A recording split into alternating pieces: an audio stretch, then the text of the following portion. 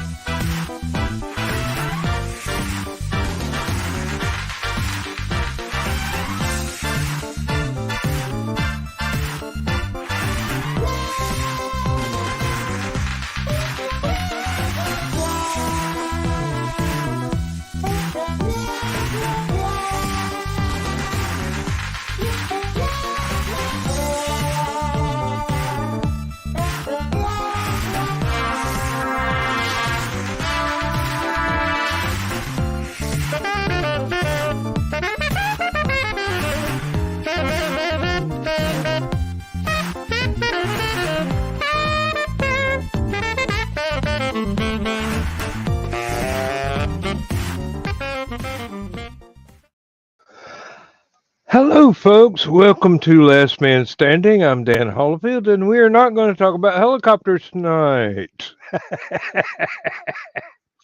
Although their helicopters are really nice, and so are tanks and other stuff that people find enjoyable. Doesn't matter. I'm kind of like airplanes and rockets myself, but these things are not for everybody.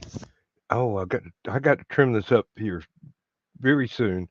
I'm beginning to look scruffy. Anyway, with me tonight for your education and entertainment, we've got Rich, we've got Aunt Donna, we got Thesis and Andrew in the chat. Andrew just challenged me to a fight for denying helicopters and tanks. I did not deny anything. I just said that was stupid o'clock tonight, and we're going to move forward. And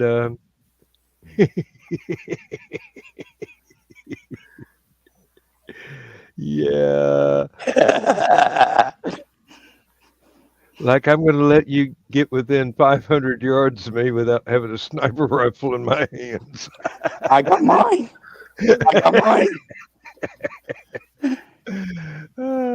I just like to say, Dan, that you look good, Scruffy.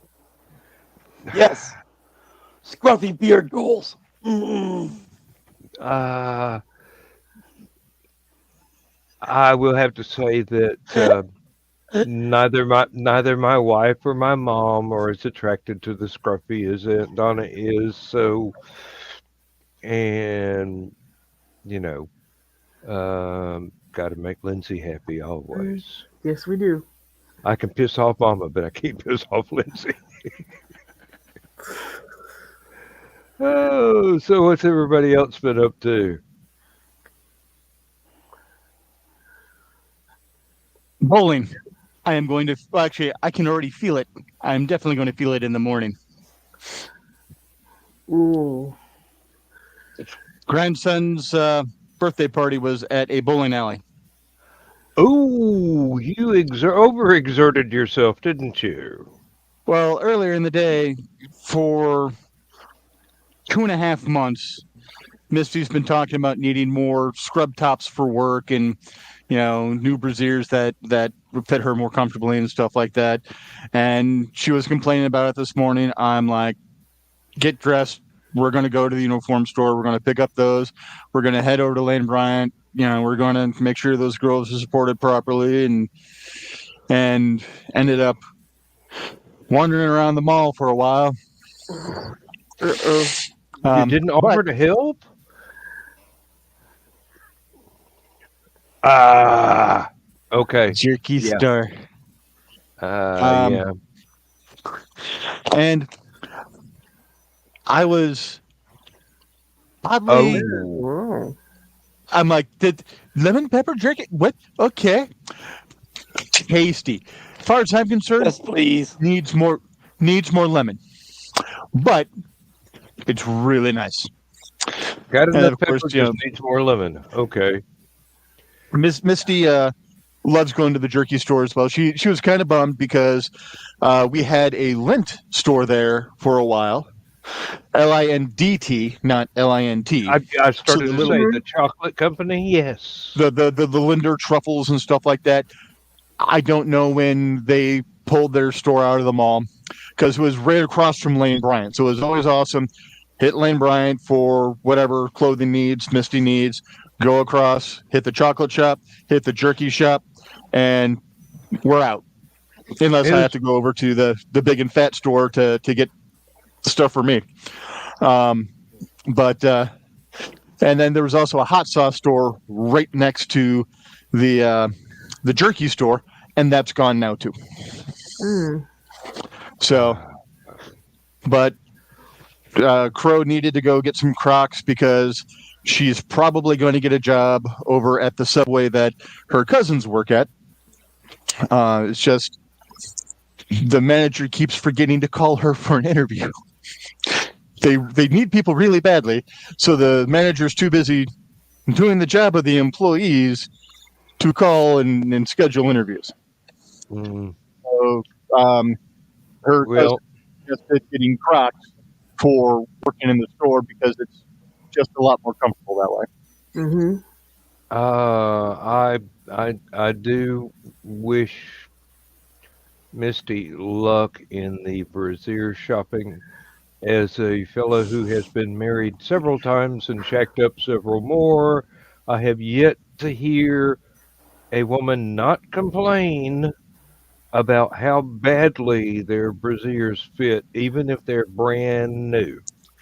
Well, here's the thing. Misty's been dealing with broken down brassieres for way too long that now she's got brand new ones, and she's like, they feel weird because they fit correctly. They're not broken. Yes. There was one shop, I don't remember what it was. It was a nationwide chain, and they were running all the men out of the store and having the ladies do custom fittings to make sure that everything was right before you actually rang it up. And Lane Bryant does it. Lane Bryant will measure. Ideas.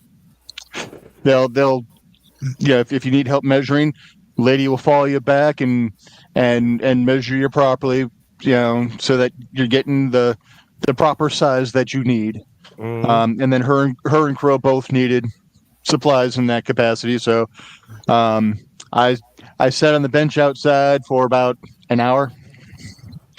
Oh, but here's everybody's favorite brassiere salesman. Hey, John. I reloaded Pokemon Go on my phone, so I just sat there catching Pokemon while waiting for them to come out. John, I'm like, I got to kill time somehow. Dan has already denied us tanks and helicopters. Denied us what? Tanks and helicopters. I just said we weren't going to talk about it on this show. We did. See? Hey. You have had enough, sweet young man. It is time to eat your meat. That came out wrong. That came out very, very wrong. Pink Floyd said that better. And in the opposite direction. Oh. And plus it was pudding. Yes. Always pudding. I don't mind pudding. Well, I'm going to save the rest of my voice. So I'm going to say good night, y'all. Good night. Good night. Rest well, brother, because your voice sounds rough. Yeah, I have a perforated septum and a bad chronic nasal drip. That's what does it every time. Mm. So I'm probably gonna do a 2-week nebulizer coming up this week. So I just wanted to come in here. I just wanted to come in here and harass this guy for no tanks and helicopters. Y'all have a good one. Night, Cat. Yeah, you have too many Good night. sweets, your tummy's going to get upset. Good night, y'all. Good night. Later, brother. Oh. Actually, I was just trying to make. So I'm going to send him to bed with some, brain candy to help him sleep. My favorite helicopter.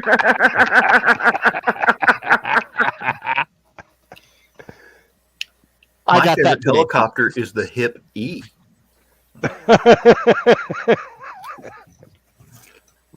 Okay. Okay. My favorite helicopter is sitting in the other room playing World of Warcraft. We're not talking about parenting. It's Not yet, Lunar but- Fest time. It's what fist time? Lunar Fest on World of Warcraft. Oh, okay. Chinese New Year. Running around and honoring your elders. Well, killing anything that moves. Sometimes. Well, if they get in the way, yeah. Damn dirty hordes. Yeah. Oh, sometimes Hey, I watch miss. that. Sometimes I miss video games. How dare they sit outside their capital city?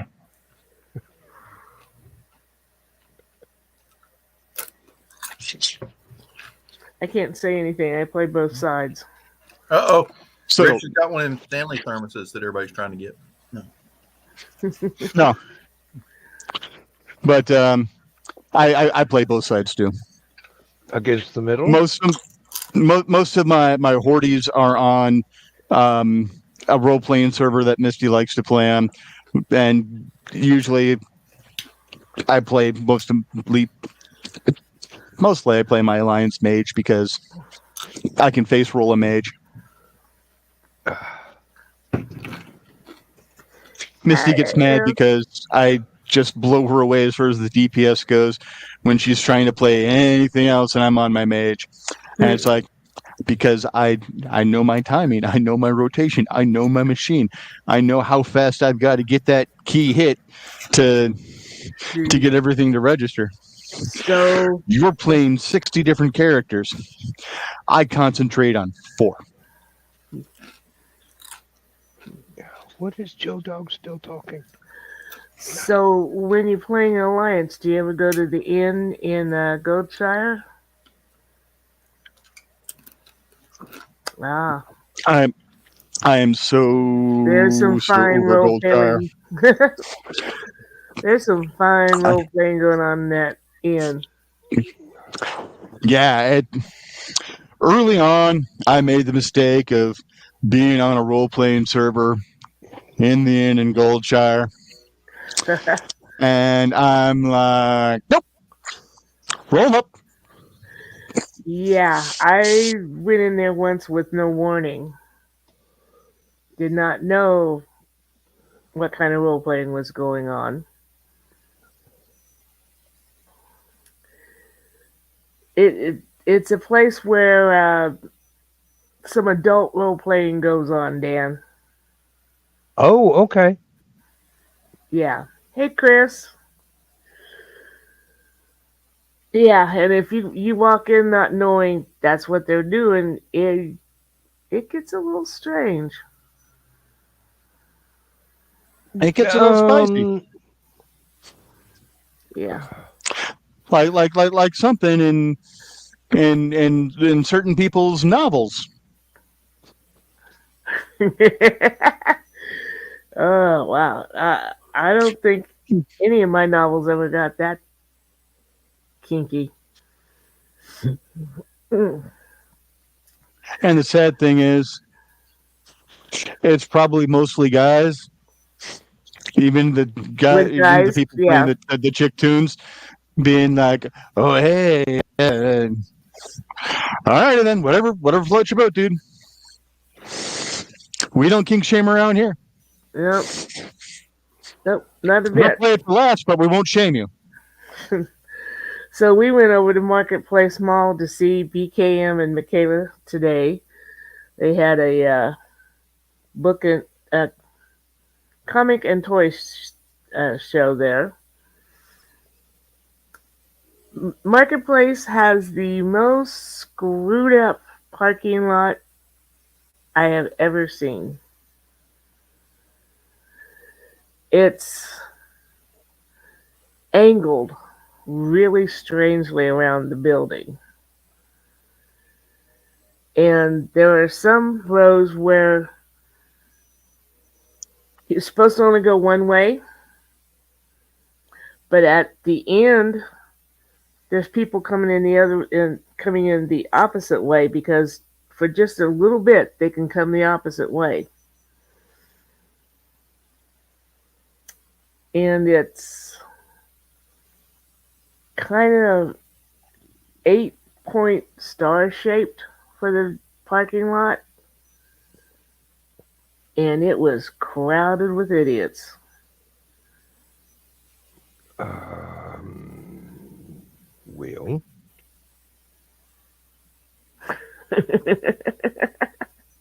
I mean, it's a store.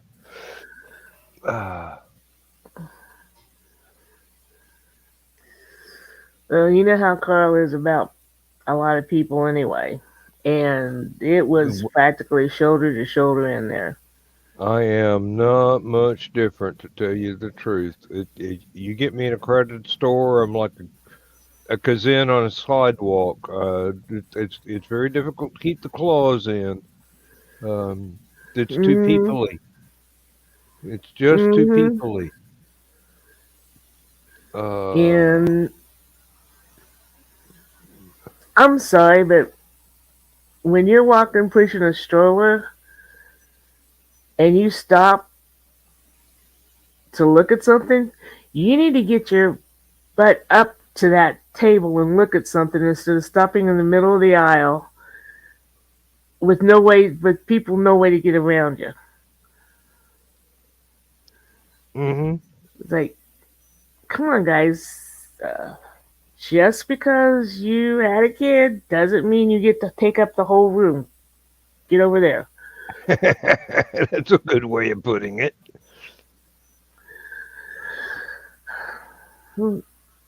Just because you've ruined your life doesn't mean you can ruin mine. And they've got they've got the cutest little stuffed animals that, okay, the sign had a young woman on one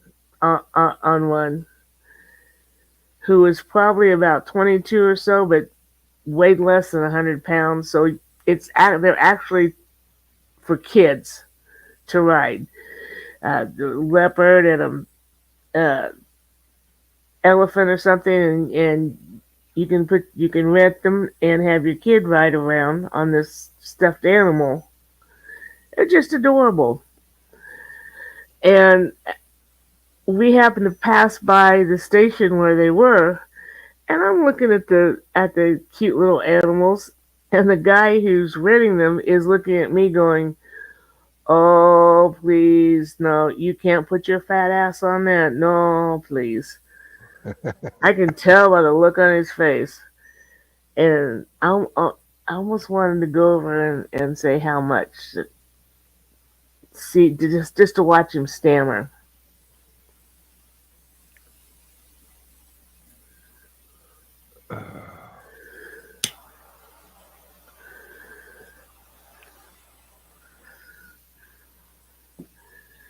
Oh dear.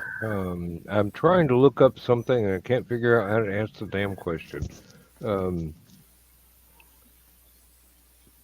What are you looking up? Thesis's Facebook name so I can pull him up on my messenger. Because I just friended it. There's no way to look up recently added friends. Or not that I can find easily. What? No, that would make it simple. Of course, it would actually make sense.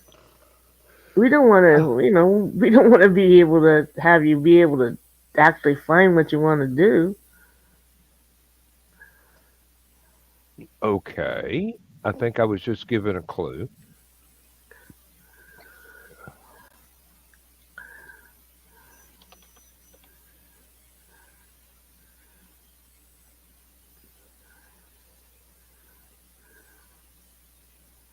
Well, there's a professional basketball player.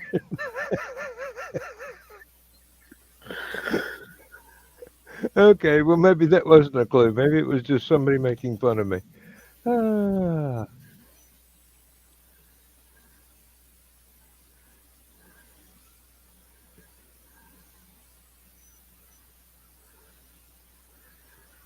Okay, now Chris is just typing in letters, I think.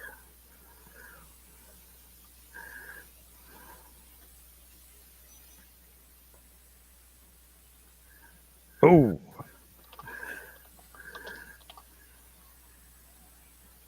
Check private chat, Dan. Oh, okay. Thank you. That's a link to it. It's got special characters and Yeah.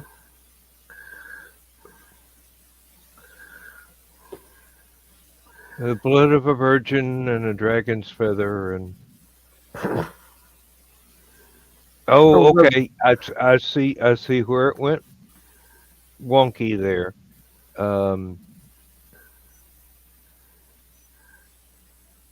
Actually, Chris, that's his first name.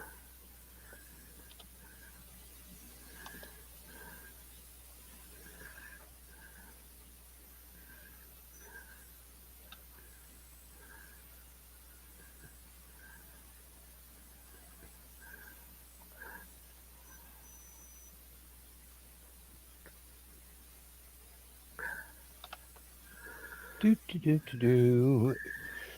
Y'all amuse yourselves while I make a fool of myself. Won't be the least bit unusual.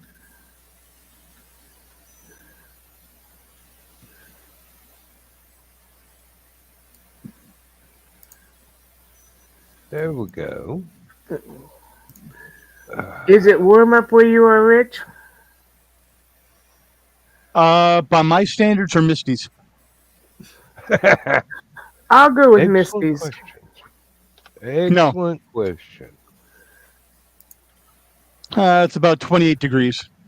I can It's actually 30 go here. outside like this, and I'm pretty good. Yeah. It's 30 here. That's better than what it could be. I don't mind 30 degrees. Yeah, it's going to dip back down in the 30s for the next couple days, and then I think at some point in time over the next week it's supposed to hit back up to 50s or almost 60. Well, maybe that. But then again, it is an El Nino year. Yeah. No, if it's just this way the last weekend of February, so we can.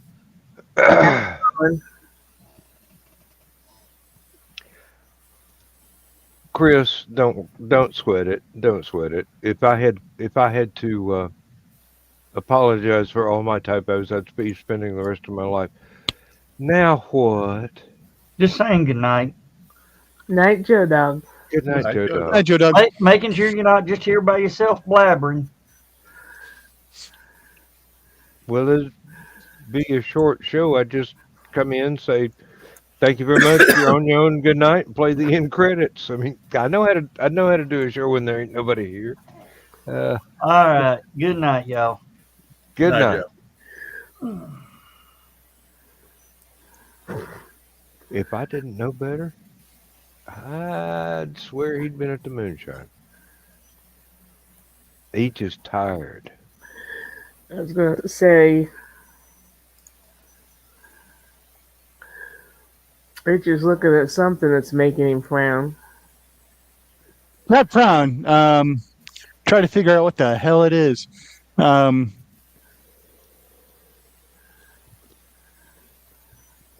budget? Some movie clip that John posted.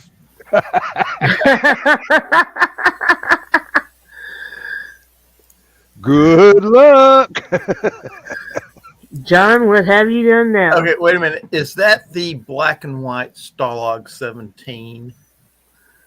No, it's the one where the cop backs up because he sees a floating coffee cup, That one, and then it's like sitting on top of some stealth car. Hey, Jesus. Hello. Hey, Jesus. Chris, has he ever been right, period? Well, he had to do something right because we've got Hallowcon. True. Well, not do something right. Even a broken clock is right twice a day. Oh, and Thesis, my wife came into the room with a phone showing me a message from one of her friends, and she looks down, and the sword's still hanging here. I didn't realize that was off the rack in the bedroom. No, well, what'd you do? Decide you were going to dust it, or no? No, just showing it off. Somebody had one with a hilt a whole lot like it, and I go, I've got one just like that. So I ran and got it and showed it off, and she was busy watching her soap operas. So it wasn't like I took it off the wall while she was asleep. I ain't that damn good of a ninja. The damn dog would have woke up. Yeah, they'll do that. And Rich, just so you know, I posted that because the guy that originally posted was going, "What is this from?" Because it's awesome, and it was. Yeah, it looks like it's the peripheral from Prime. Is it? It's clicking on the video takes it to where it was originally shared from, and a bunch of people are saying it's the peripheral. So I thought so, Chris. Which makes sense because I've been wanting to check out that show, and because of this clip here, I'm definitely going to check out that show. Yeah, because I love the part he's just driving by, stops, cop in a he's a cop in a 4x4. He's driving down the road, stops. He's looking out the window, and he backs up a little bit. He's looking out the window, and he gets out. He starts walking over, and there's a coffee cup, like a little styrofoam coffee cup you get at the gas station, floating in midair, just sitting there. He walks over, looks at it, and you can see it. He's like looking for wires or something, I'd be looking for Magneto myself, but no, it's a styrofoam. It's just static electricity. And he reaches over, he touches the coffee cup, and it falls over, slides across the air, falls off, hits the ground, breaks open, coffee everywhere. And he goes over, looks at where it was sitting. He reaches out and touches it. The cloaking device disrupts on the car that the coffee cup was sitting on top of. It's like, and then you see him just feeling his way up till he finds the door handle. Finds the door handle, opens the door, looks in, finds a button, flips the button, and it turns the cloaking device. Car just appears. Car appears.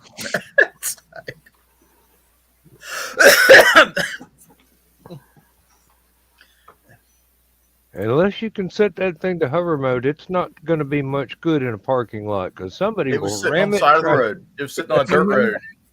And just the only reason the cop even saw it was that coffee cup sitting there.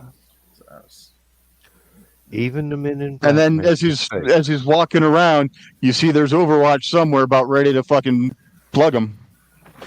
He was looking inside the car with a flashlight, checking out, and found a sniper rifle round. And he's like, ooh, okay, so this might have something to do with my case. So he starts walking around. He starts following footprints, trying to figure out where the people that own the car disappeared to. Next picture you see is somebody with a sniper scope is watching him walk toward the farm. So that's... We got company.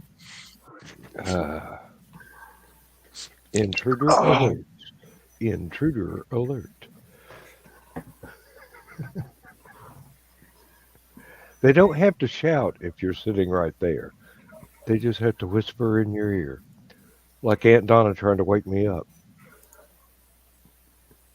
When I nod off during a show. Well,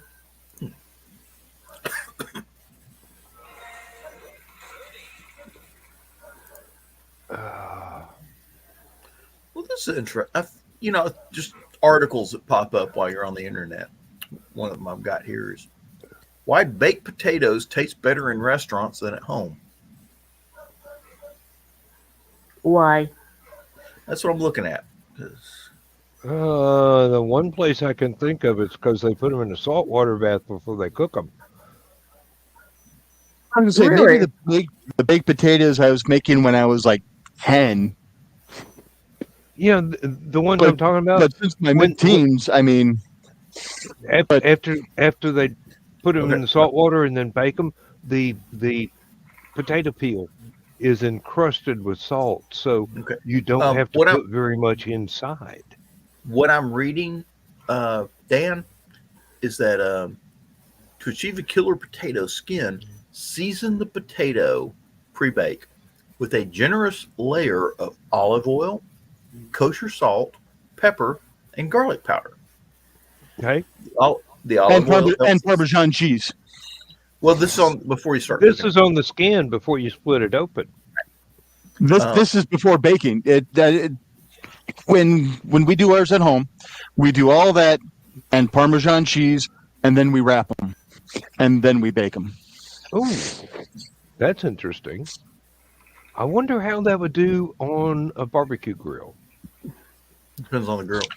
Because it's the same. It's the same thing. It's the ones that's wrapped in tinfoil. Yeah, that ought be all right. Yeah. But yeah, we stab the hell warm again. We stab the hell out of them, and then we coat them in the olive oil, roll them in salt, pepper, and like I said, Parmesan cheese, and then we wrap that sucker up as tight as we can in foil. Put those in the oven for 45 minutes to an hour, depending on how big the potato is, and just so they're mashed potatoes in a skin is basically right. One of the other things I say to do. One of the other things I say to do is instead of olive oil, you could brush them with bacon fat or duck fat. I never heard of that one, but I don't really know that much about duck fat. I know an awful lot about bacon fat. I grew up in Appalachia. Yeah. Now, and another one that we used to do is split them in half, put in 2 pats of butter inside between the 2 halves, and some slices of onion. And then those are good too. They say here they've got baked potato toppings. They got a list of baked potato toppings. And of course, they've got butter, chives, sour cream, cheese, bacon, pulled pork, goat cheese. I've never tried that one. Lemon zest. I've never heard of putting lemon zest on a baked potato. I've had lemon zest and other things, so yeah. You'd see it. And then they got shallots, fresh parsley, or dill, which those last 3 I think I've had. I love this. The 3 men are talking about how to bake a potato, and the one woman on the thing, I have a potato setting on my microwave. And it comes out perfect every time. I cannot bake them in the oven. They still come out like stones. Oh. Really? What I do usually is we have one of the Traeger smoker grills, which is the electric grill with the pellet smoke. And what I will do normally is I'll take the potatoes, clean them up in the sink, water, and I'll take a small thin knife and poke holes in each end and then every inch across the top. Mm-hmm. Put them in the microwave, and depending on how many potatoes you've got, anywhere from 3 to 5 minutes. Cook the potatoes in the microwave for 3 to 5 minutes. Now, they're not quite done, of course. But then I'll take them out, wrap them in aluminum foil, and when the steaks go on the grill, put the potatoes on the grill. Because the potatoes already half cooked by the microwave, they don't take as long. Mm-hmm. So they get done about the same time as the steaks. And that turns out real good. You get a nice fluffy potato. The same principle also applies with mixed veggies like broccoli, cauliflower, carrots. And your corn. If you microwave the potatoes, the potatoes and then wrap the corn and the potatoes and put them on the grill about the same time, they finish about the same time. So. Mm-hmm. Not Chris, brother. I have a problem with corn nowadays that I don't have any teeth except, well, my dentures are in the freezer. I have to thaw them out if I want to eat something. Dentures in the freezer, okay. If you my put wife your thought of that. It kills the bacteria.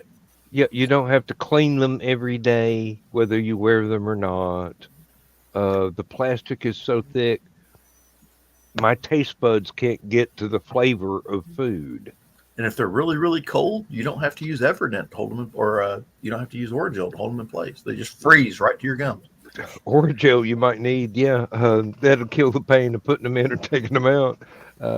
Mine fit really tightly. I don't have to use any adhesive. But, like I said, the plastic's so thick, the flavors of the food can't get to all the taste buds in my mouth.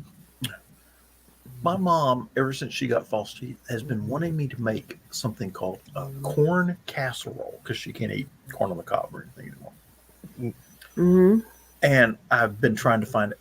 She keeps telling me how to make it, but that doesn't help you buy the stuff at the store to come home and it's like, I need a list. Find me a recipe. Find a list, yes. And everybody in my house, like, I can't find it on the internet. You're on the internet 8 hours a day. Find me a damn recipe. John, just Google toothless hillbilly corn casserole recipe. You ain't far from the truth. Matter of fact, if that had been an artillery shell, it had killed all of it. So anyway, they had a sale at the store on cream corn, which I know cream corn is one of the ingredients. Mm-hmm.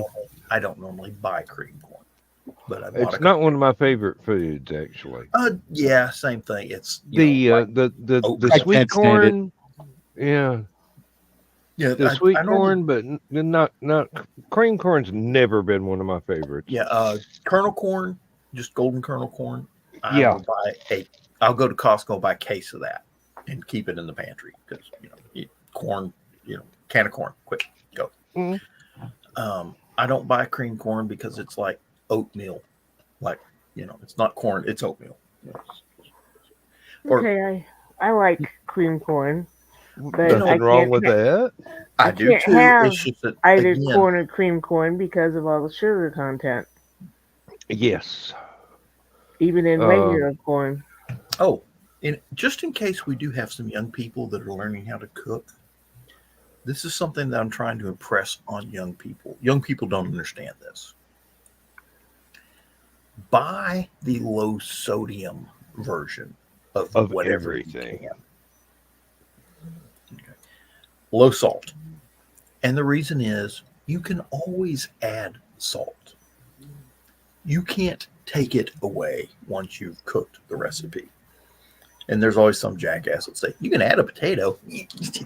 That doesn't work on, everything. Yeah, They don't put a lot of potatoes in shrimp gumbo. Okay. I've got another hint. Try and find as many ingredients as you can that don't have added corn syrup.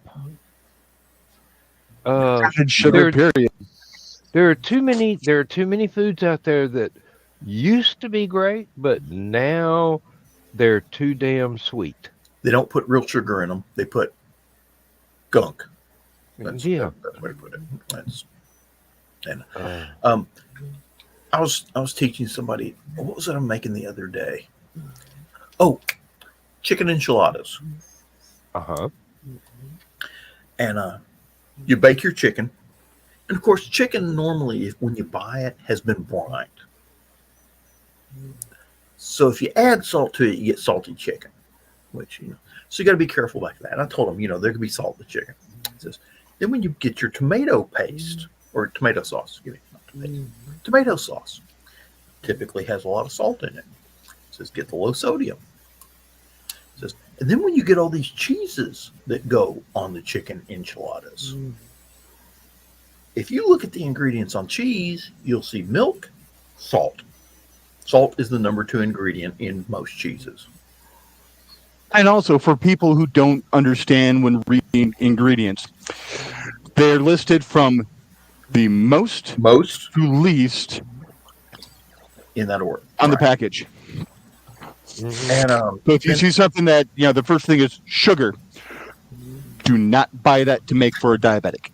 Unless you're buying sugar. No, don't mind. Now, if you buy a 5-pound bag of sugar in the first diabetic.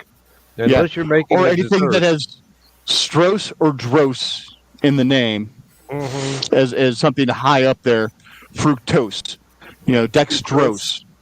Those are sugars. Those are sugars. Mm-hmm. Those are gross. Yes, indeed. Those are gross. It's gross. Yeah. But anyway, the reason we got in this conversation is I've got a cookbook of recipes, and I had a recipe listed for chicken enchiladas, and I scratched out on the ingredients list salt. I scratched it out, said no salt. Why'd you put that in there? And I told him, because between the chicken brine, the cheese, and the tomato sauce, it's already got 2 tablespoons worth of salt in the damn thing. At least.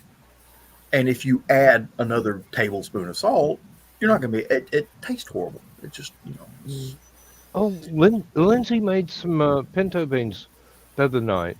And, I mean, these were dried. Let them soak overnight. Right. Boil, drain, boil, And she said, I think I might have got too much salt in this because I can taste it. So I went and tasted it and go, honey, that's borderline. You put another grain of salt in there, it's going to be too much. But right now, I like it. Yeah, I made a mistake one year, New Year's Day. I did the black-eyed peas, collard greens, and I was putting pork products in black-eyed peas and the collard greens, of course. And I'm not sure, I can't remember exactly which one I got, but it was about twice as salty as your average slice of bacon. Salt cured pork, I am guessing. Mm-hmm. And yeah, that was I had to that was one of those add a potato but this year it's kind of interesting. I did the same thing, but I only got half as much of the salt pork, and then I added pork chops. Ooh, so couple of salt. You get all the pork fat, you get all the pork flavor, you get all the salt you like, but it's not nearly as salty. So, and it turned out great because I grilled the pork chops before I put them into the stuff. And it's like, ooh, I don't know.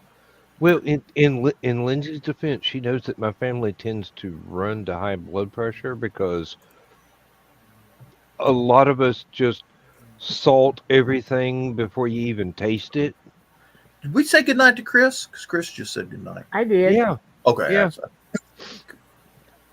and she's been very careful, and she's watching her own diet, so she's going on about no added sugars. Make sure there's not an awful lot of preservatives stuck in something. You that way you're going to get fresher tasting food that doesn't do your body any harm. I mean, it's almost as good as growing it yourself, cutting it up, and then cooking. But you've got to read the list of ingredients. There's all kinds of added sodium and all kinds of other crap in there that you don't need. I was reading something today, and it blew my mind. I knew that children had different taste buds than adults do. Mm-hmm. Yeah. What I didn't know until today was that children have almost twice as many taste buds as an adult does. It's because we wear them out as kids with all They the have sweets. they have close to 50,000 taste buds. The average adult only has 24,000. Which is why, as you get older, you start going for the jalapenos, the hot sauce, the more spices, so you can taste it. Uh-huh. And And you give up the peeps. you don't like sweet stuff. Babies are all about sweet. That's just but they run around trying to find something that tastes sweet. That's why babies will grab everything, stick it in their mouth.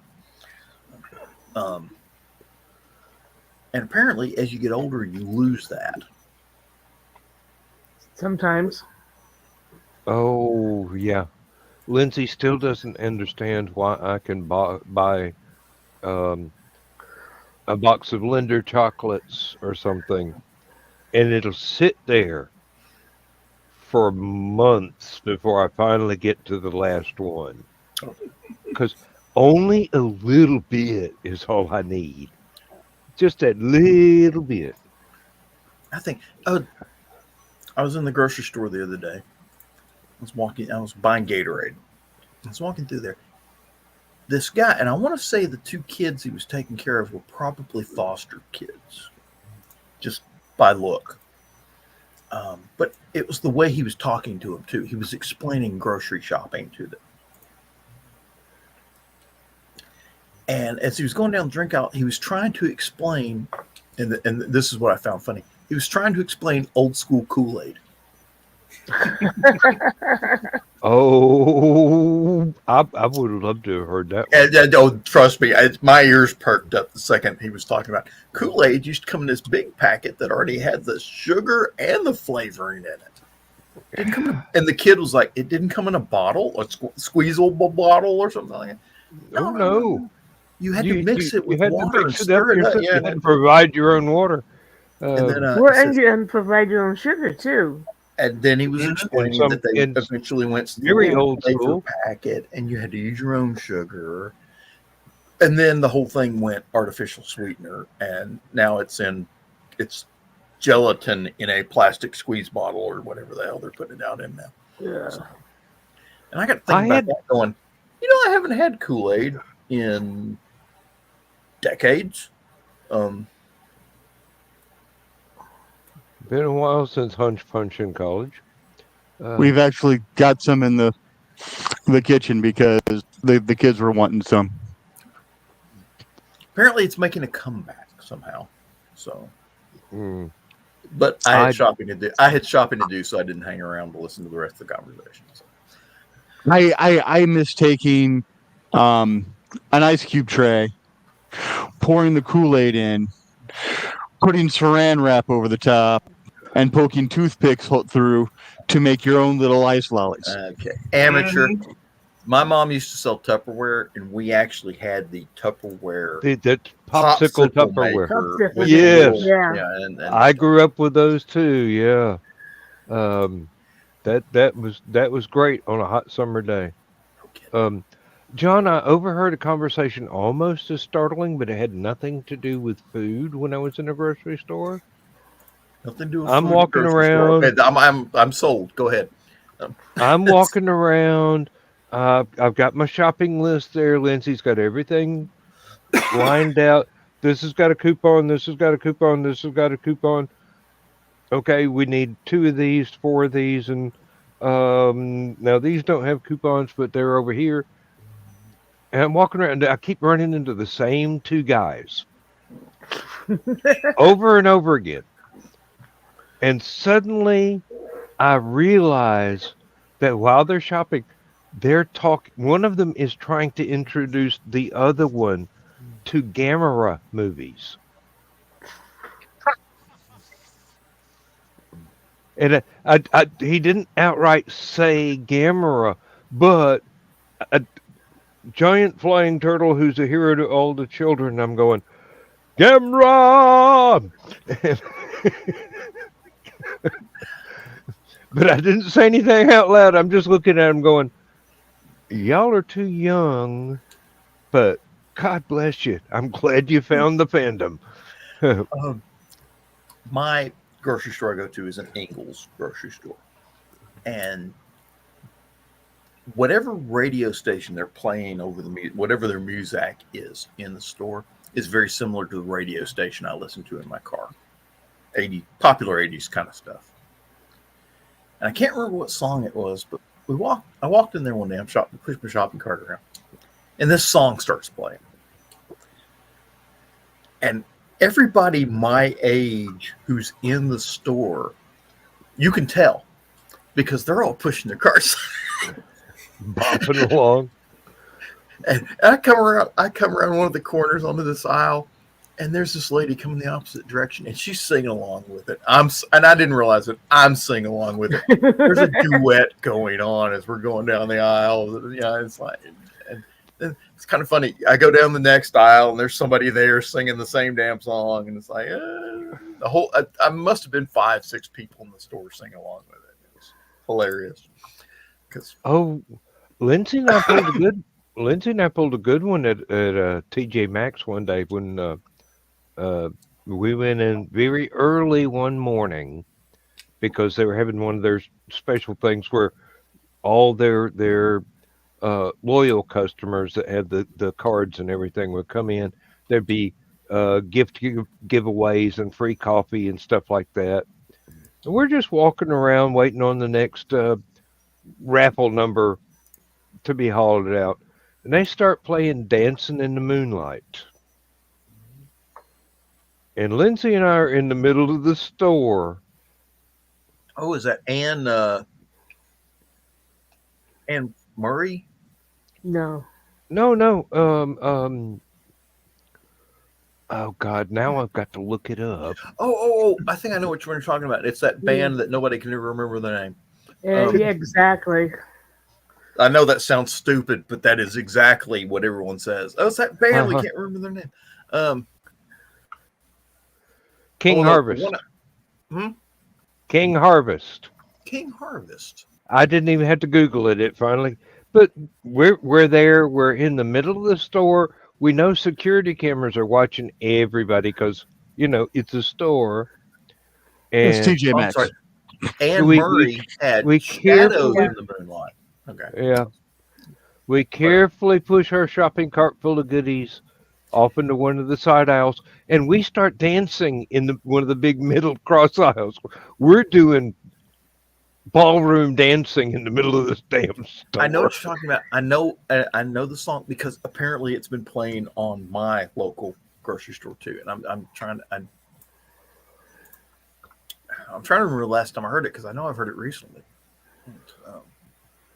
That was so much fun, and people didn't even look at us funny.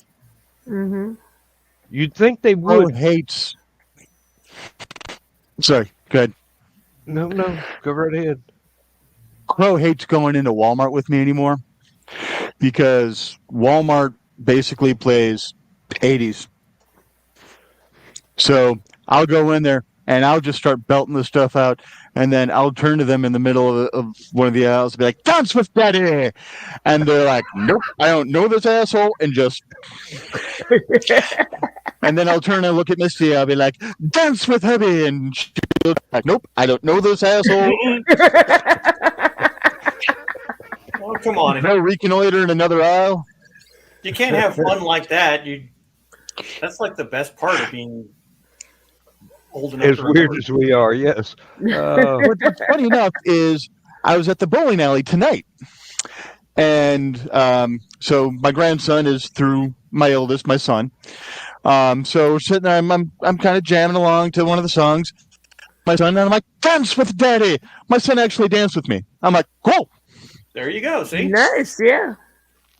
You know, what's funny is I can kind of combine both of those stories because I was in, I want to say it was Walmart once, and I try not to pay attention to the conversations around me because I'm surrounded by stupid people and it just pisses me off.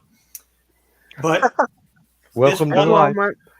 one particular day, I was waiting in the checkout line, and there were these younger girls in front of me, and I can't remember what song it was, but something was playing on the radio, and I was just kind of bopping along with it, and one of the girls pipes up and goes, "You know what really makes me mad? Is all these old people doing covers of Glee songs."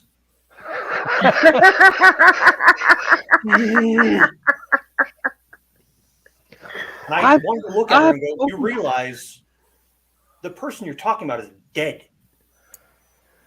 They're dead. They died like Died 5 before Glee was a thing." Oh my God.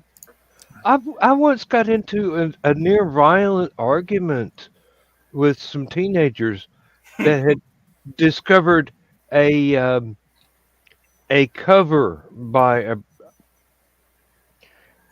a band that was on MTV when it actually still played music. when it was MTV, yeah. And I'm going, yeah, that's a Brownsville Station cover. The Smoking in the Boys' Room. They go, no, that's an original song. Motley Crue made it up. And I'm going, no, look, Google it, son. One of my friend's girls, we were all riding in a car going to the mall or something, and this song came on by Britney Spears. And I think we had a Britney Spears CD in the CD player in the car, and she had sampled the Sonny and Cher song, "The Beat Goes On." I heard that. I go, "Hey, that's Sonny and Cher, The Beat Goes On." She goes, "No, that's Britney Spears." And I'm like, no. The song she sampled in the background of the music is Sonny and Cher's "The Beat Goes On." She goes, "No, that's an original by Britney Spears." Bitch, she don't write her own music. Come on now, people.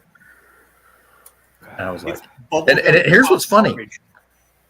All the adults in the car agreed with me, of course, because we had seen the Sonny and Cher show back in the day. All the younger people in the car were arguing for her because they had all heard the Britney. And we're all like trying to tell them, no, you don't understand. We have heard this song before, like in the 1970s, and she has sampled it. No, she wrote this is original music by Britney Spears. This is why what's his name lost that copyright lawsuit about the Ice Baby sampling Under Pressure by Queen and David Bowie, because we knew what it was. Yeah. I mean, we knew exactly what it was from at least the second beat. I mean, seriously. That's one of those ones where you're just like, okay, is this Bowie or Ice? Bowie. Then, all right. Yeah, we got this. This is good. But Vanilla Ice, no, sorry. What was the one that? Oh, damn it.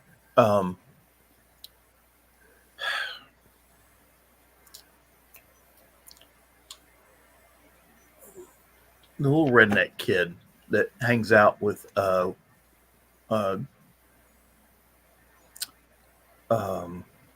Kid Rock. Kid Rock, thank you. I know exactly what you're going to say. He sampled some song by Leonard Skinner.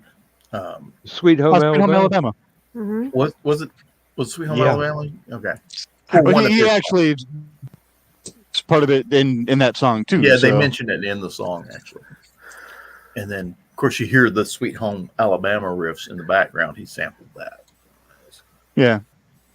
What drives me nuts is when I hear a song on the radio that I know Weird Al parodied, and it turns out to be the original, and I want to hear Weird Al. Yeah. You hear the beginning of The other one, Paradise. the You're other like, wait, hold on. Nope, it's the crack one. Heck. Here's crack. Yeah. Yeah. The one that also bugs me is I'm a big fan of movie soundtracks, and there are some movies that when they use that song, you're like, yes, it's like one of my favorite ones was Under Siege with Steven Seagal. Mm-hmm. There's this scene where they shoot down this FA-18 that came to see the battleship, that came to check out the battleship. They shot it down with the Sea Whiz, just disintegrated it out of the sky, and then sailed off into the night. And as they're sailing off into the night, they're playing Jimi Hendrix Voodoo Child. Mm-hmm. And it's like, I can't hear Voodoo Child anymore without seeing that damn battleship cruising through the night. I watch a lot of music production videos, and I make a special point of the ones that are hearing Stevie Ray Vaughan for the first time, and then they go, let me Google that, and they go, it's a song by who's Jimi Hendrix? And then they actually go and look up Hendrix and go, oh. Yeah. That's another thing we got to look into. But Stevie Ray was just such an awesome guitar player. There was one, I forget which song it was, but I know it from a performance on Austin City Limits. So he's doing this. I do think it's a Hendrix cover. And he's standing there playing and flips the guitar behind his back and is playing it and not missing a note. Then starts playing the strings with his tongue, not missing a note. And it's same sort of thing Hendrix used to do, almost lick by lick, in want of a better term. And it's like, oh, my sweet summer children, you have so much to learn. Some of them will play stuff from the 60s. Now, I will comment going, welcome to my childhood. You have taken the first steps in the wider world, my Padawan. Oh, good grief. You want to see an interesting guitar battle video? Go look up the movie Crossroads with Ralph Macchio in it. Mm-hmm. Him and Steve Vai at the end of that movie. Oh my God, man. Steve Vai is not to be sneered at. I mean, I know him originally from being one of the mothers of invention playing with Frank Zappa. So what's I knew a long time ago Vai he was in that movie he's talking about. Steve Vai actually played both parts of that. Mm-hmm. He played, Ralph Macchio can't play guitar as well as Steve I was Vai wondering did. about that. I played both parts. Steve Vai was recently-ish a guest on a Polyphia album. That song was holy shit. I think it was Ego Trip. Look that shit up.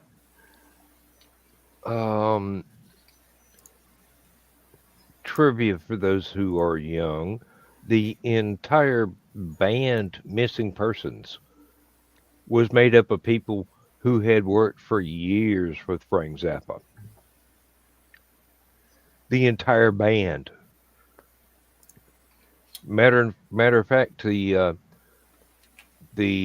lady vocalist was actually the voice of Susie Cream Cheese in Zappa's albums. So And if you don't know who Susie Cream Cheese is, you just got to go take a deep dive into Zappadom, and you will thank me many years from now when you come out the other side. If you come out the other side. Well, I may not live that long, but you will eventually make it. Not necessarily. You might be like, this is a cool place. I'm going to stay here. Build a summer home. My contract expires with Swan. And if you get that reference, you're cool. If you don't, we'll talk about that later, maybe on a Friday night when we're not being recorded. Oh, I have the most eclectic. Well, no, I have the third. One guy passed away. Third most eclectic musical taste in Northeast Georgia. So, at one time, I had the third largest album collection in Northeast Georgia, but that was back when my college years. I'm sure somebody's managed to accrue more than 600 of the damn things by now. We were talking about how eclectic my musical tastes are. On the way out to South Bend to the bowling alley, because we were listening to one of my Pandora stations and stuff like that. And it's like, I listen to classical, I listen to speed metal, I listen to Viking chants, I listen to Celtic punk, folk songs and stuff like that. I'm like, anyone outside of my wife and my two daughters would look at my playlist and be like, what the hell is wrong with you? My son would even look at me and be like, what the hell is wrong with you? Because he actually tends to more like, metal and stuff like that. But I'm like, I'll listen to damn near anything except for New Kids on the Block and Wayne Newton. I draw the line at rap and country because I live in a place that has nothing but country stations. Like wall to wall all damn day. So I used to do that on purpose. I would make playlists for people and just throw a random song in there that would just to mess with them. Thrash metal, Gregorian chant, more thrash metal, random, Bach. Beethoven's 12. Oh, yeah. They'll be going through the playlist like, what bipolar asshole made this thing? I have one of the most eclectic music tastes you're ever going to see in your life. Got Metallica right next to Mozart. It's just alphabetical. Seems right. Of course, I Death Punch. Yeah. I collect movie soundtracks, so I've got a lot of that stuff too. But one of my favorite ones that I love to pull on people is let's see what was I've got Pachelbel. And they're doing, but it's done by a ska band. Okay. That sounds interesting. I once had a friend at the factory that asked me to record some music for him. He was an Elvis Presley impersonator, and Elvis was his absolute personal patron saint. I actually did like 3 oil paintings for him. One of them was the one that I did with the Elvis on a Stairway to Heaven. His concept, I had to figure out how to reproduce that concept in oil paint. But I got clued into this band by Robert Plant, of all people. It's called Dread Zeppelin. It's an Elvis impersonator fronting a reggae band.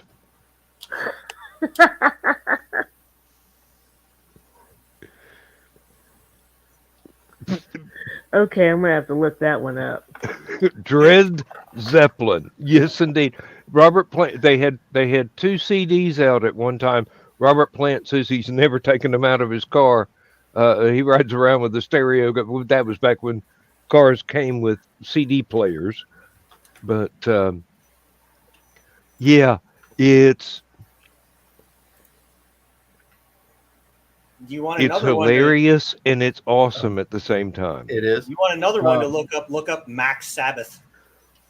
Oh, I need to hear the concept on this. Harptalica. Yes, I know those. Two female harpists that play Metallica tunes. Mm-hmm. Max and Sabbath play them very well. Max Sabbath is a parody band that takes old Black Sabbath albums and turns them into songs about like McDonald's. Like Paranoid becomes Parabuns. They dress up like Ronald McDonald and the Grimace, and yeah, look that shit up. There's another one I recently became acquainted with that they do mashups of different bands' songs that just so happen to have similar beats. I cannot remember their name right now, but let's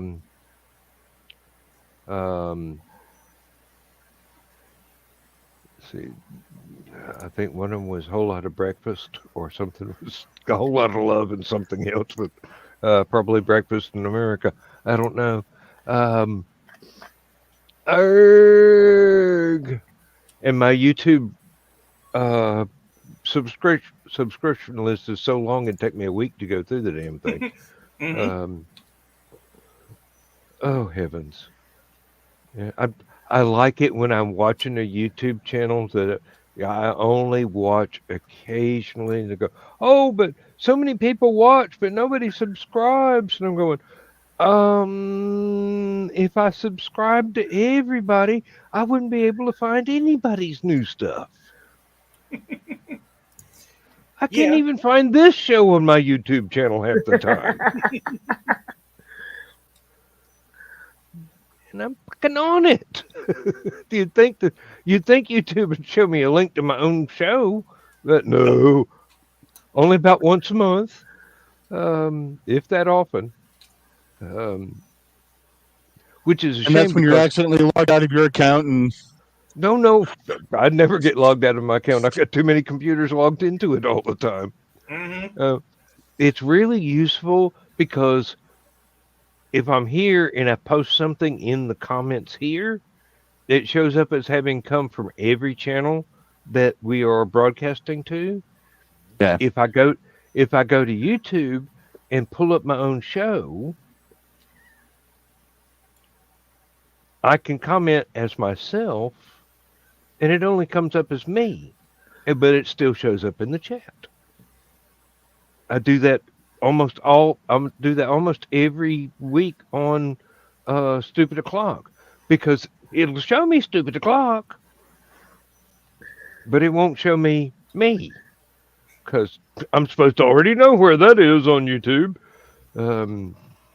Now, if I've been bright enough to when the first time I see the link come up, right after Joe Dog puts the links up on, schedule to the show, not that he posts them in the list. If I see that in YouTube on my iPad, I can say, watch later. So I can find it then. But about once a month, it just goes, hey, here's this show you might like. And I'm going, yeah, I probably do. I've been doing it for 2.5 years. Had shorter relationships. No,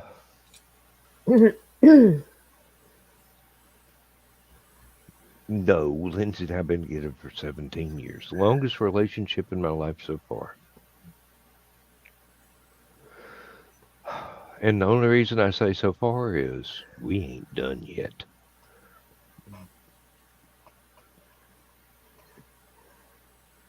This is one of those cases where I count till death do us part as a promise.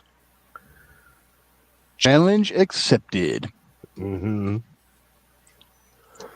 It's like I was telling people at work last year when I was still there. I've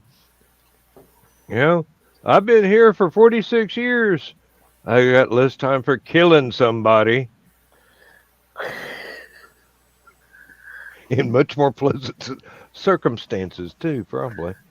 At least it would have been warm. Yeah. Thursday, Yeah, last day ever. getting closer. Oh yeah. I mean, I got what? Um, 4 more vacation days left before Thursday. Kind of sad to see my last paid vacation coming to an end, but then I've been sad to see every paid vacation come to an end. Then I'll go in Thursday. I've got to make sure that I've got every last bit of the stuff out of my lab. I think there's only like 5 or 6 things there, unless they've been stolen in the month that I've been on vacation. And then I've got to clean out my locker. And aside from that, I have no intention of doing a damn thing. I'm just going to milk that last 8.5 hours for all it's worth. I want my last paycheck to be a full paycheck.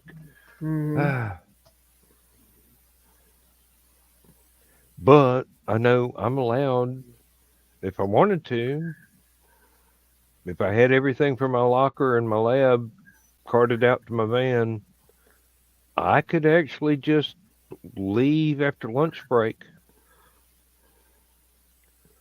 Nobody cares. What are they going to do? Fire me? Oh,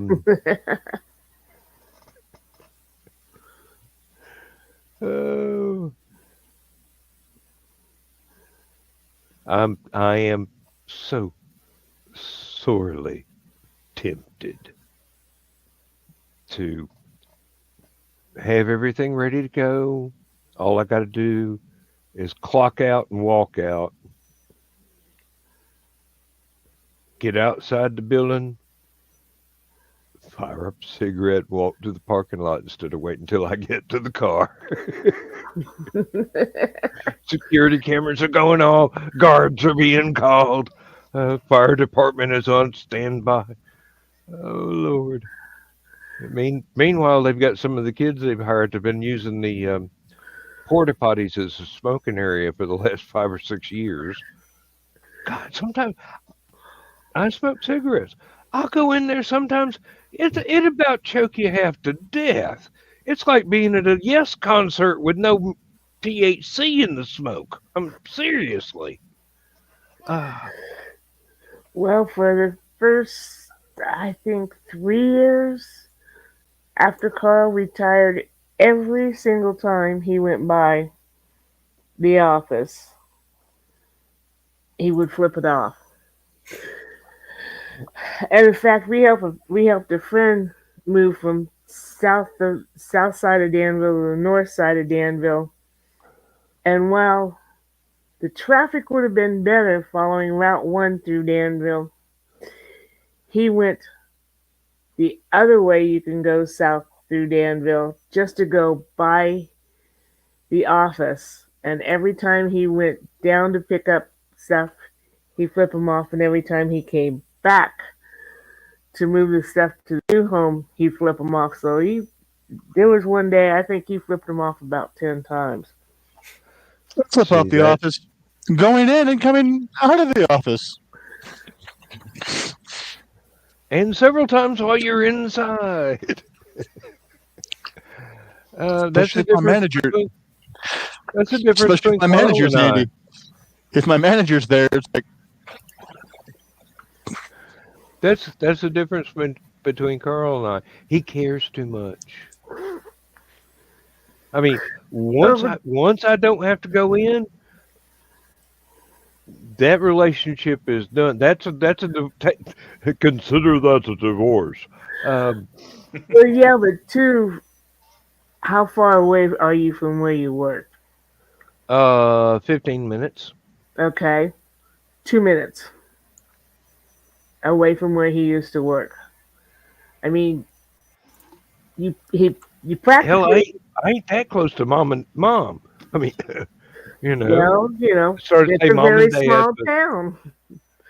It's a very small town, and actually, he wasn't going to retire for like 2 more years, and everything went for caca that last year he was there, and he's like, I'm not putting up with this for another 2 years. So yeah, yeah. that's another difference. I put up with it for a year. I didn't have to, Mhm. but that was strategic. I wanted to get as close as possible to my full Social Security claiming age without any penalties. Mhm. So I stuck it out for an extra year, and seriously, didn't cost me anything. Probably gained me a whole lot more in my 401k. It didn't cost me anything on my pension. People were going, "Oh, the company's going to start taking money out of your pension plan if you don't retire at 65." And what it was, Like to see him try. they, they, these people that were claiming that were looking at the pension plan and going, "Oh, yeah, I want the full payout, full cash payout right then, one lump sum." When you take the lump sum, Yeah. the interest, the taxes, and the fees from the administrators of the fund take up what they thought the company was stealing from them. Mhm. Uh, no, uh, that's not the way it works. That's not how this works. That's not how any of this works. But no, and this was coming from one guy that earns almost uh, a quarter of the amount that he makes in a year working overtime just by playing the lottery because he wins all the time. I mean, those two ends of the bell curve where one doesn't win any time and one wins every time they buy a ticket. He, Mhm. he's close to the every time you buy a ticket end. But if he just put that if he just put that money in the savings account, probably would have come out pretty much even and earning interest. So, um, I have yet to look at my 401k and see what the um, final total for January was. Um, I've got to wait at least a week after I get my last paycheck to see how much my final payment into the 401k was, the 401k, and then I can uh, I can file the paperwork just to empty the damn thing because it's not going to get any more put in because that's all contributions from a paycheck that's not going to exist anymore. Mhm. I mean, they'd keep on investing it, but it's getting close to an election again. They're going to lose a bunch of money because the stock market's going to be roller coastering. So I would like to just go ahead and take what I got and cash out. The pension, that's being rolled over into an IRA. Mhm. Paperwork's already been filed. Everything is in progress. I know exactly how much I get out of that. Only thing left to do with that is to make sure that the monthly payments are what I told them I need. Because I've been with the spreadsheet I've been doing on the regular household budget for the last 5 or 6 years. I know exactly how much we spend every month, Mhm. and if I don't have that, ain't gonna work. So however many years that lasts, plus whatever they can add to it by playing the stock market with what's left, that's fine. We will proceed on that basis. but I've got to do some household refurbishments. We got to have a new floor in the hallway, a new floor in the living room. We got to have a new fridge and stove and microwave in the kitchen. Got to have a new water heater. Um, so I'm gonna need a little bit of a cash flow, and I'm not gonna be able to get that from just the little bit that's in my checking account right now. I mean, it's impressive, but it ain't that damn impressive. So that's where the 401k is coming in.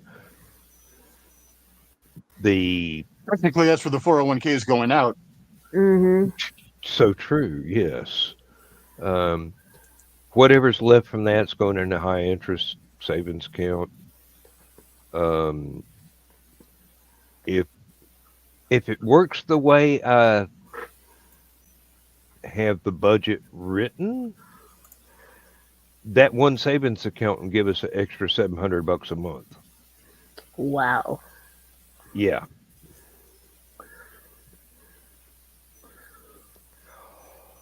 Depends on how much I have to spend on the renovations and the appliances, and if I have to replace Lindsay's car, which I would Mm-hmm. dearly love to do, but it's not going to be a brand new car.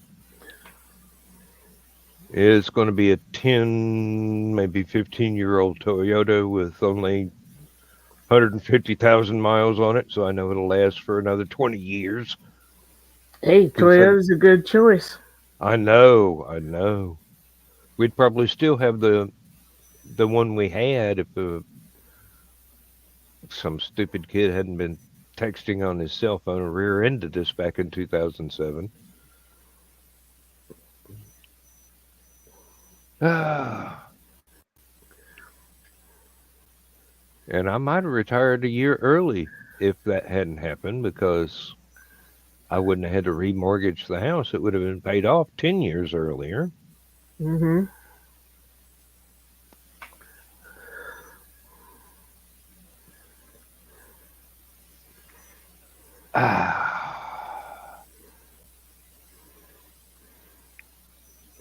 Money is a really depressing subject to talk about unless you've got an awful lot of it. So Yeah. somebody pick something else. I mean, how about that Babylonian Tupperware or whatever? The lids are real stiff, but they're hard to burp.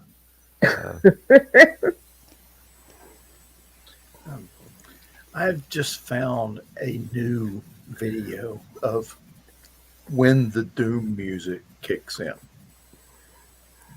I love those. And I just put it on Stupid O'Clock. Let's see, what was it? It was somebody did when the Doom music kicks in to Hot Fuzz. If you've ever seen that movie. But my favorite one of all the, they've got one where Luke Skywalker comes in to rescue Grogu. And somebody put the Doom music in it, which is really good. And then my favorite one that they've done so far, they did this old Finnish war movie from World War II where they're having trouble on the Finnish front, so they send one guy and an assistant to go up and stop this German company that's advancing on their flank. And he's like just this crazy, I'm going to kill everybody kind of guy. And he takes this young kid with him, and he takes the young kid for one reason, to help reload magazines for him. Hey, everybody needs a helping hand.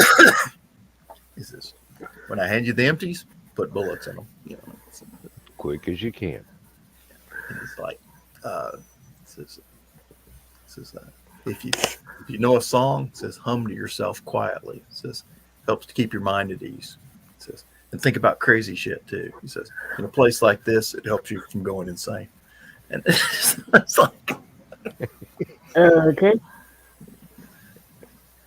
And he's sitting there and he's just mowing down Germans with this machine gun he's got. And then he gets hit right in the head. Bow! Kid jumps up, goes to run away, and just the kid's turning to run away. A hand reaches back and grabs the kid's boot. And he's got a head wound. And he turns around and goes, "Where are you going? The magazines are getting empty." Just jumps back into it. Oh, somebody just triggered God mode in the cheat codes. I'll throw that one in Stupid O'Clock too, just because it's a wee bit entertaining. I think one of the better Luke Skywalker rescuing Grogu that I've seen with a different musical score than the original was "Holding Out for a Hero." Yeah, Connie Anderson. That one just goes, okay, here we go. Showtime. And that song has been abused. Oh, yes, it has. just a bit. Have you seen the Guinness beer commercial with the foam singing it? No. You're Thankfully, I have not. And I do like Guinness, and I don't want any reason to dislike them. So, Have you guys seen the Paramount Plus Super Bowl commercial? Yes. Where you've got Jean-Luc Picard, Reno 911, Drew Barrymore, and Barrymore's like, "Great, Creed's here."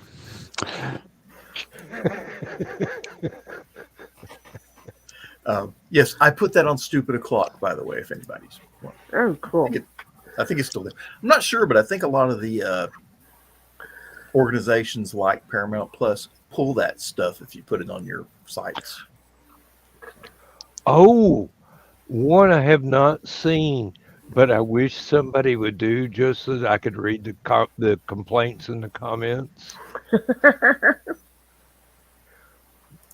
The Luke Skywalker hallway fight about to rescue Grogu, and it's to Nickelback. People would be angry. And really, I don't get it. They're not that bad. Yeah, I Most like people- Nickelback. Most I people do hate too. it because it's trendy. That's all it is. Yeah. You ask most people who hate Nickelback, name one song, and they'll be like, that one, the guy sings. I've never understood the hate for Nickelback. I mean, I don't like everything they did, but I don't like everything anybody does. My Mhm. hate for Nickelback is like my hate for the Beatles. It's not complete. Up to 3 songs in a row, I'm good. Past 3 songs in a row, somebody needs a fork in the eye. I feel that way about just about any band. I've had to sit through way too much Nickelback back to back to back to back to back to back to back. Couple songs here, couple songs there. You know, even if I listen to 20 Nickelback songs in the course of a day, I'm fine, as long as it's not more than 3 in a row. Mm-hmm. And I feel the same way about the Beatles, unless those 20 songs are the same frickin' 20 songs over and over and over again. Screw you, WCKG.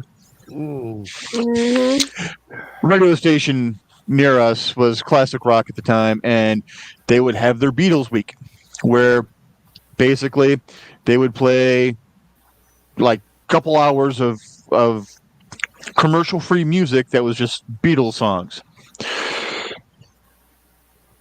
But it's not like they chose from the entire Beatles catalog. It was the same 5 songs over and over for 2.5 hours straight. They do the same And thing. I was stuck. Yeah. I was stuck stocking groceries in a grocery store overnight with a manager who would not let anything other than freaking WCKG play. Yeah, they do the same thing with the Monkees. They only play about 3 songs that they sang on the show. And I've got their complete collection. Yes. There's like 60-some songs. Some of them. There's like 5 or 6 CDs for the full set of of Yeah, Monkey's music. I think it's 4 now, but some of them written by Mike Nesmith, Yeah. and yeah, and I mean great songs. Nobody ever hears them. They just keep hearing, "Hey, hey, we're the monkeys," and Daydream Daydream Believer. Believer. Daydream Believer, Last Train to Clarksville. Another Pleasant Valley Sunday. No, you don't hear that one too often. Oh. Yeah, and then the Yeah, Monkeys thing. yeah. Yeah, that's and there might be one other one, but yeah, it's But like those are the 3 you usually hear when. And it seems I like mean, the geez. larger a catalog the band has, the fewer songs get approved to be on radio station authorized plays. I mean, at least play Anti Griseldus once in a while. I love that song. Uh, bands that have done so many fantastic things. And if it didn't get up in the top 10, you're never going to hear them on the radio, or at least on some of the corporate radio stations that are controlled by people that don't even listen to music. Mm-hmm. They wouldn't know the difference between Grand Funk Railroad and the London Symphony Orchestra if a snake bit them on the ass. Grand Funk Railroad and the Underground Railroad.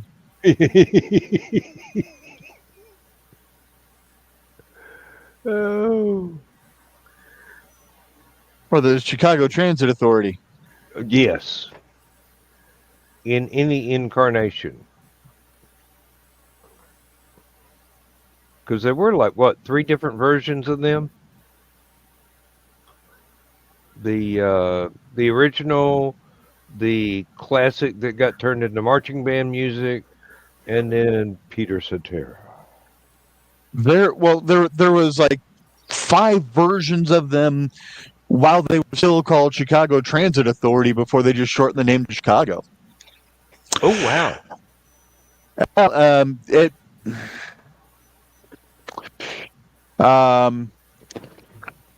I was in my 40s before I found out that Chicago's original name was Chicago Transit Authority.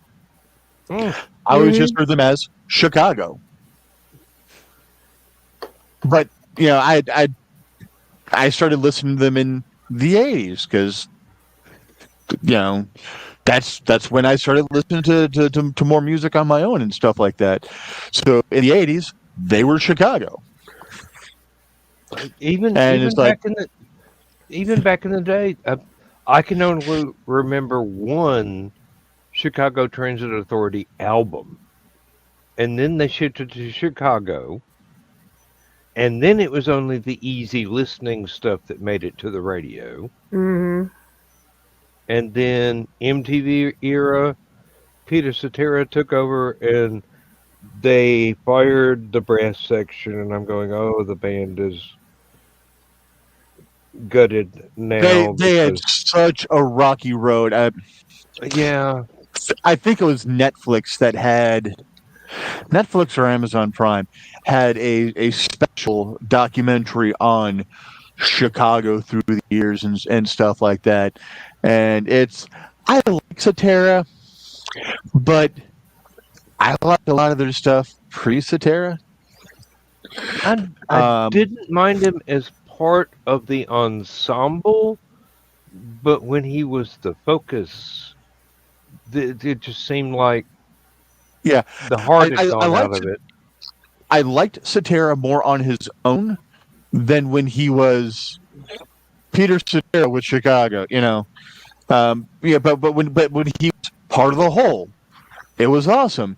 But again, when it's like everything they were doing was kissing Cetera's ass, it's like, really?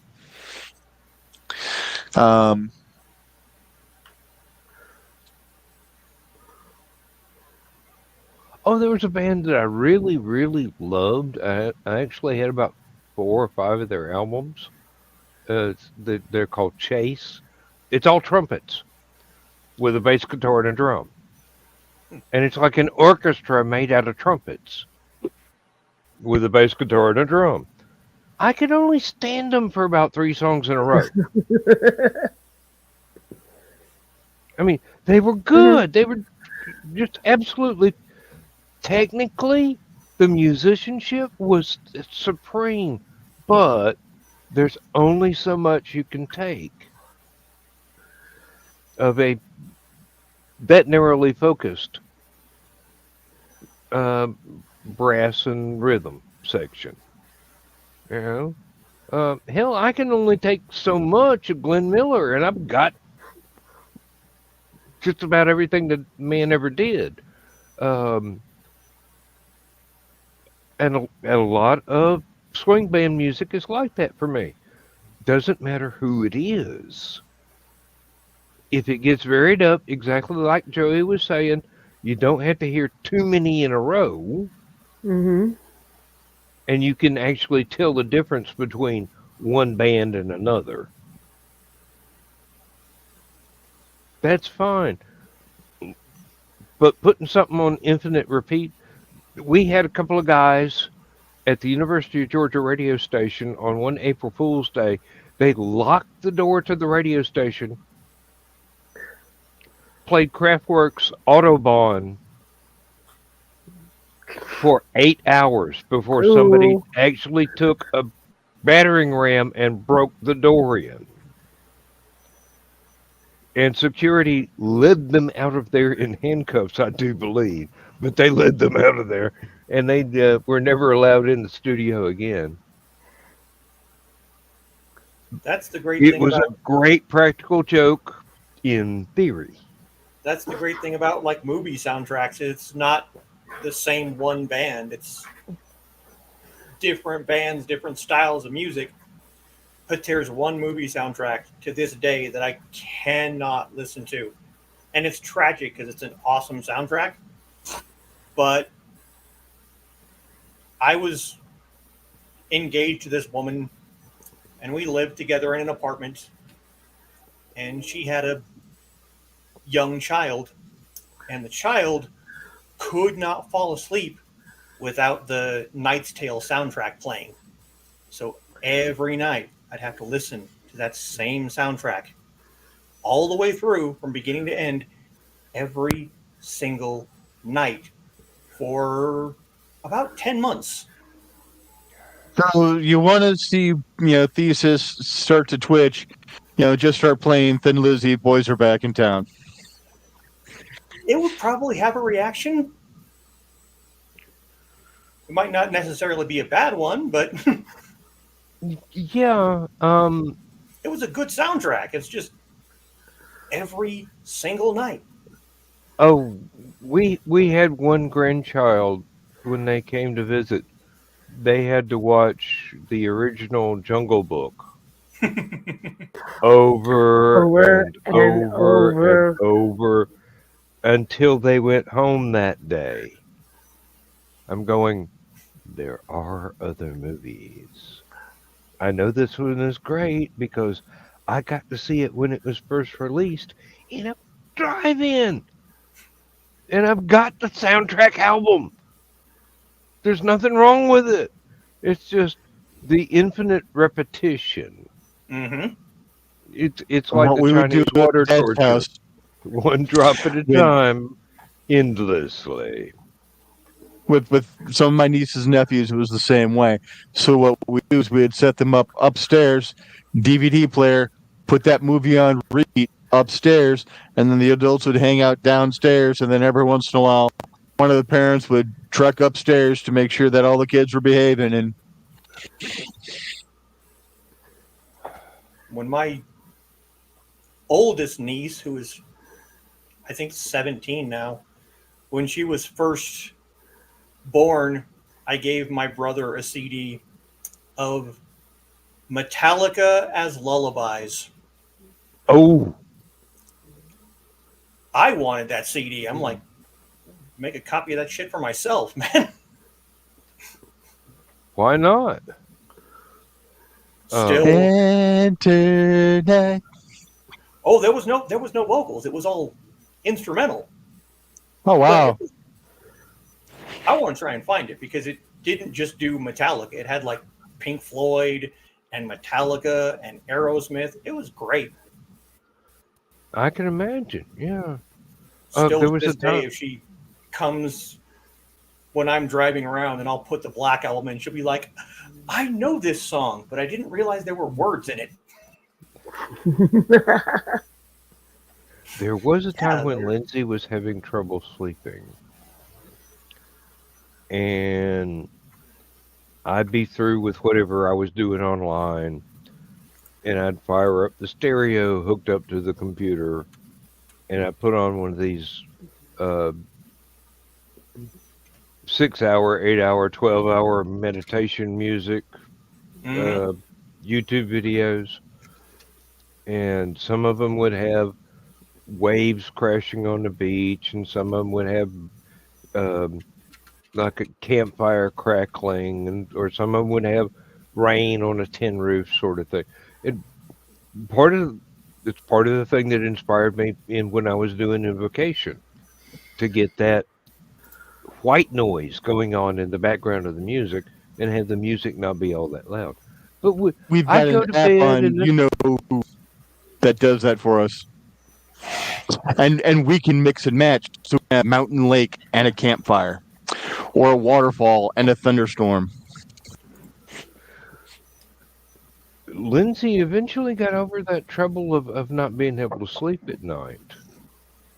And I don't think it was boredom with the soundtrack that I was putting on from YouTube to go to bed, but and she's heard me compose the music. She doesn't consciously choose to go listen to it anymore, because she's heard it through the speakers while I'm doing the mix on infinite repeat.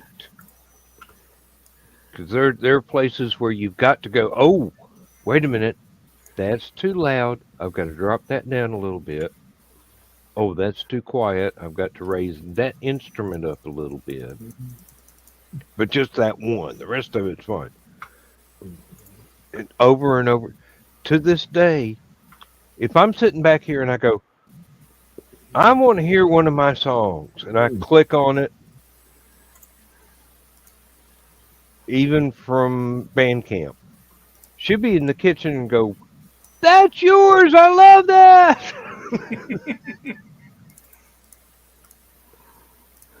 I don't know why, honey. You've heard to hear it so many times. It's got to be worse than AM radio.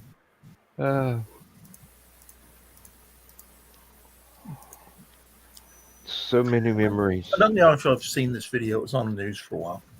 But I think it takes place in South Africa. That it's you're seeing a camera in the front of a van, and it's an armored car that's moving money. And you got the driver, and this guy sitting next to him in the passenger seat. It's got a M4 carbine. They're driving down the freeway, and they get ambushed. It's an armed ambush. Of course, they're in an armored car, so, but you see all the windows, just bullets shattering all the windows around them. And the driver, older fella, and all the people with the guns are like younger folks. And he's driving the van. And they're all panicking. They're trying to figure out how to shoot back, but they can't because they're in an armored car. So he's like just telling them sit tight, and he's driving like a bad, and he is literally doing like they're trying to cut him off, and he's doing pit maneuvers and putting them off the side of the road, driving down gullies and into parking lots, stuff like that, trying to get away from these guys.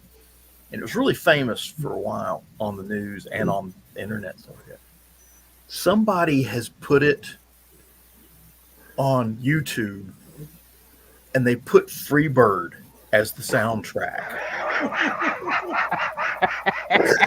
There you go.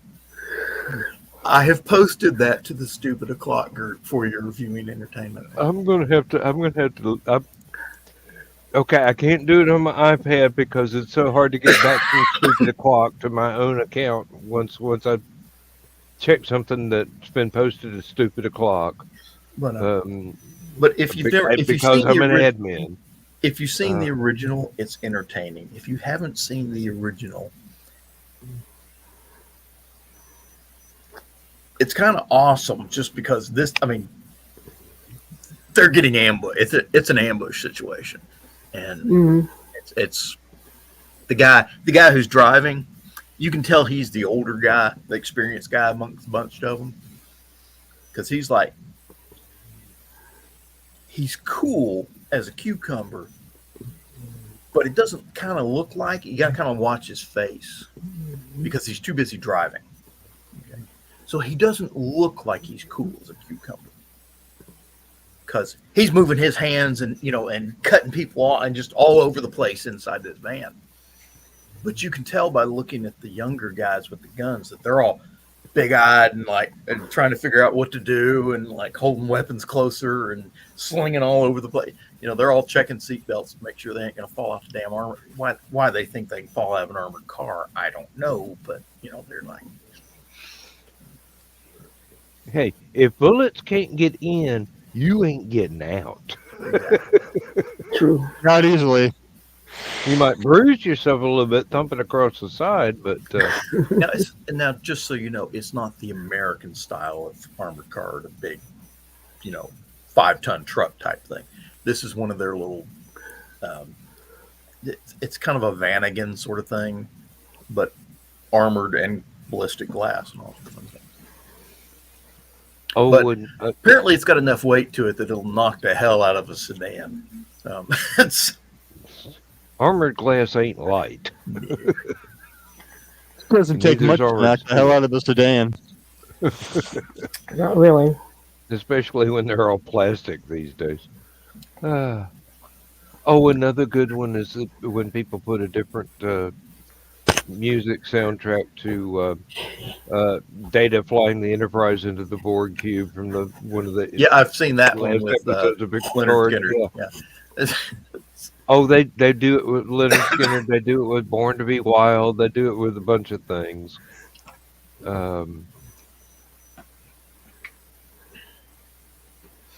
That I've watched it over and over again. Oh well, one of the reasons I've watched it over and over again is because I've only been able to see the first episode or two because I'm not buying another subscription to another network, another service. I've got all I can afford right now. So, if I wanted to pay the same as what I was paying for satellite TV, it'd be different. But there's a reason we had the satellite turned off. Saved us $200 a month for one thing. I was talking earlier about movie soundtracks and how there are certain movies that once they use that song and soundtrack, you can never. Yeah, that's you can never not see that scene from the movie. yeah. And, if you ever saw the movie The Watchmen, great soundtrack, but they had a few Jimi Hendrix tunes in there too. You're all along the Watchtower. Every time I hear that song somewhere, I picture that scene where they're flying into the north. So that's Blue Danube. I cannot hear that without seeing the documentary. 2001: A Space Odyssey playing in my head, and I'm not complaining. Great use of music to that. I used to have this joke that I would play when I was kid. I'd get stuck Christmas shopping with people. I'd be walking through wherever. I'm bored. And I would start whistling In the Hall of the Mountain King.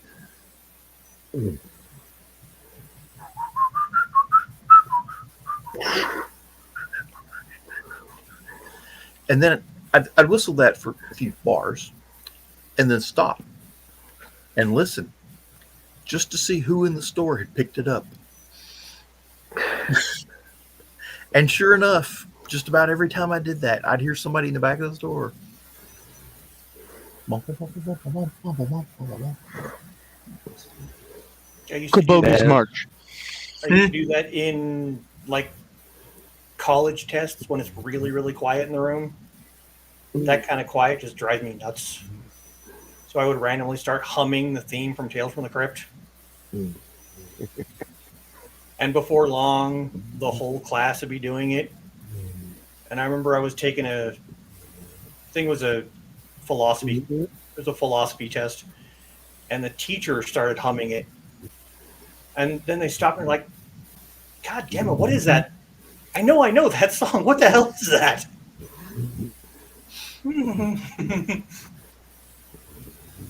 One of the ways you can tell who the cool kids were back in the day, if you would whistle or hum in the Hall of the Mountain Grill, somebody would ask you, "Are you a Rick Wakeman fan?" Because he stole a few bars for the end of Journey to the Center of the Earth from Grieg. So it's in there. It's right at the end of the album, but if you were a Rick Wakeman fan, you got obsessive about being a Rick Wakeman fan, so you had to get everything that he ever did. One of the top, I would say 3 rock keyboard players of all time. But I would expand that to say somewhere in the top 5 if other people point out somebody I've forgotten. Because I spent a lot of my time listening to jazz fusion and orchestral rock and I guess nowadays it would be called alternative, but back then it was just that weird shit. Oh. I played a Yes album one time, and my dad came up and told me to turn off that damn funeral parlor music. What? It was close to the edge. I mean, seriously. Oh.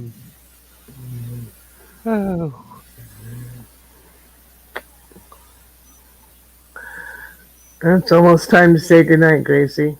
Yeah, unfortunately. We don't have to go home, but we got to play the end credits. I'm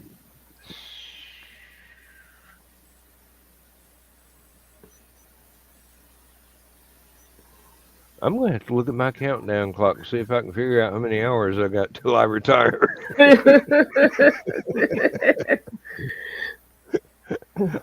I've actually got an Excel program that's a countdown clock. I wrote it myself. I don't think I've got that many days programmed into the counter, but and then when I get down to Wednesday night, it's going to be down to counting seconds, isn't it? Well, it'll be a fantastic. I hope it's fantastic. It'll be a change, a very large change in my life and an adjustment to make. This 5 weeks of vacation has been a dress rehearsal. If that's any indication, I'm going to be online all night and sleep until afternoon and get up. My wife's going to, we had shit to do today. And sorry, baby. No, I've got not gonna happen. I've got to find a happy medium where I can take care of my responsibilities as well as enjoy the irresponsibilities of being me. Oh, Donna, I love that grin. Not saying a word. You don't have to. I'll just sit here and think about it. Oh, well, thank you all for being here. Thank everybody that's been watching us the entire time. Thank everybody that's going to watch the replay in the future. No, Carl, we didn't go on for 5 hours. Everybody who was looking for the Tim Allen TV show and accidentally found us, stuck with us anyway. Yep. Yeah. He won't be here sorry- next week. Yes. Sorry, Tim. In any case, we get to say goodnight, everybody, and anybody that sticks around afterwards, I'm just going to pull everybody down. And if you want to stay, fine. If you don't, fine. Be that way. I don't care. I'll see you. I'll see you unlimited on Friday. And go good guys. Night night. Transmission overload. System will shut down.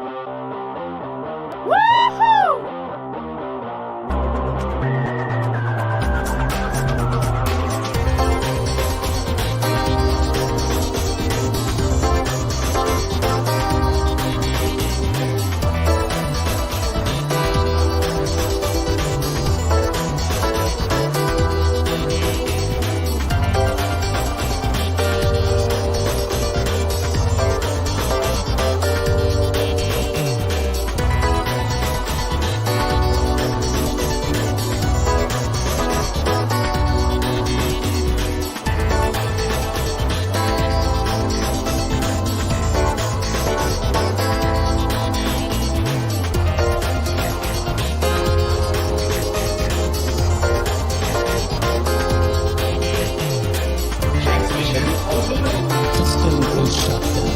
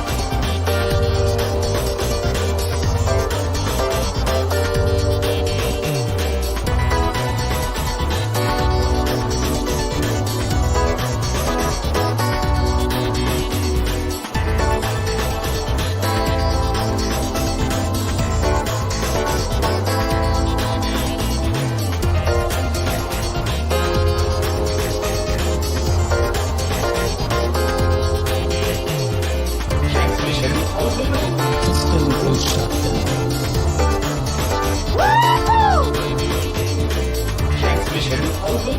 System will shut down. System will shut down. System will shut down.